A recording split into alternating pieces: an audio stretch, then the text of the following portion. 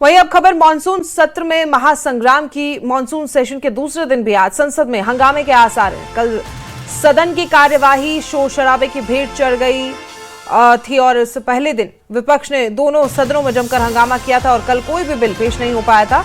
कल हंगामेदार आगाज के बाद आज भी हालात में कोई खास बदलाव देखने के आसार नहीं मिल रहे हैं। पूरे देश की नजर मानसून सेशन के दूसरे दिन पर है। 13 अगस्त तक ये मानसून सेशन चलना है और इस मानसून सत्र के दौरान मोदी सरकार कई अहम बिल लेकर आएगी और इसके बदले राजनीतिक समीकरणों और लोकसभा के नए नंबर गेम में सरकार की उम्मीदें इस बार बढ़ा दी हैं। लेकिन विपक्ष के हंगामे को देखते हुए सबकी नजरें इस बात पर टिकी हैं कि इस सत्र में कामकाज दरअसल कितना हो पाएगा, क्योंकि अमूमन एक साल में जो 4 बार सत्र होते हैं हंगामा ही में देखने को मिलता है। विपक्ष वेल में उतर आता है, उसके बाद जोरदार हंगामा होता है, वॉकआउट किया जाता है, तो आम जनता के मुद्दे डिस्कस हो नहीं पाते हैं।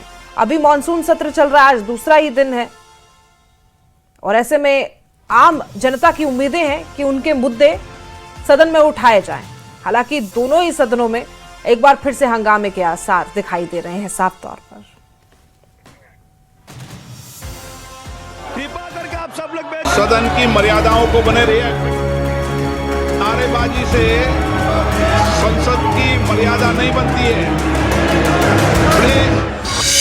संसद के मानसून सत्र का हंगामेदार आगाज हुआ। पहले ही दिन संसद के अंदर से लेकर बाहर तक विपक्ष ने आक्रामक तेवर अपनाए। विपक्ष के नेता सदन के अंदर नारेबाजी करते दिखे तो कई विपक्षी सांसदों ने संसद के बाहर भी प्रदर्शन किया। चंदा चोरी, नीट पेपर लीक को लेकर राज्यसभा और लोकसभा दोनों सदनों में विपक्ष ने हंगामा किया। लो, चंदा चोरी तो है ही है, सब उसके समर्थक उधर बैठे हैं, लेकिन सर ये स्टूडेंट का मामला है, ये स्टूडेंट का मामला है जो लाखों बच्चों की जो भविष्य है उनके भविष्य के बारे में मैं बात कर रहा हूँ। संसद के बाहर प्रियंका गांधी ने भी नीट पेपर लीक मामले पर सरकार को घेरा। वहीं केंद्रीय मंत्री एसपी बघेल ने पलटवार किया। डिस्कस करो, एजुकेशन पॉलिसी में प्रॉब्लम्स हैं, बड़े बड़े इश्यूज हैं, आप डिस्कस करने के लिए राजी नहीं है और बच्चों पे आप टीयर गैस कर रहे हो और उनकी पिटाई कर रहे हो। किस लिए? बच्चे हमारे। जन समस्याओं को लेकर सांसद लोग अपने प्रश्न उठाते हैं और वो सब जनहित, लोकहित और राष्ट्रहित के सवाल होते हैं और क्वेश्चन आवर नहीं चलने देना, पहले ही दिन हंगामे के भेंट करना, ये डेमोक्रेसी के लिए अच्छी बात नहीं है। वहीं मानसून सत्र शुरू होने से पहले पीएम मोदी ने नाम लिए बगैर राहुल गांधी पर तंज कसा। उनकी पूरी टीम की जो एवरेज एज है वो सिर्फ 28 साल है। ऐसे नौजवानों ने ये काम करके दिखाया है। मैं किसी 56 साल के नौजवान की बात नहीं कर रहा हूँ। एसपी और कांग्रेस ने भी छात्रों और आस्था के मुद्दे पर सरकार को घेरा। वहीं बीजेपी ने भी पलटवार किया। सरकार नहीं, अहंकार है। और जो श्रद्धांजलि में भेदभाव करते हो, जब लाखों लाख और करोड़ों लोग और करोड़ों परिवार इस आंदोलन से जुड़े हों, जिन बच्चों की जान गई उनके प्रति एक शब्द नहीं, श्रद्धांजलि तक नहीं।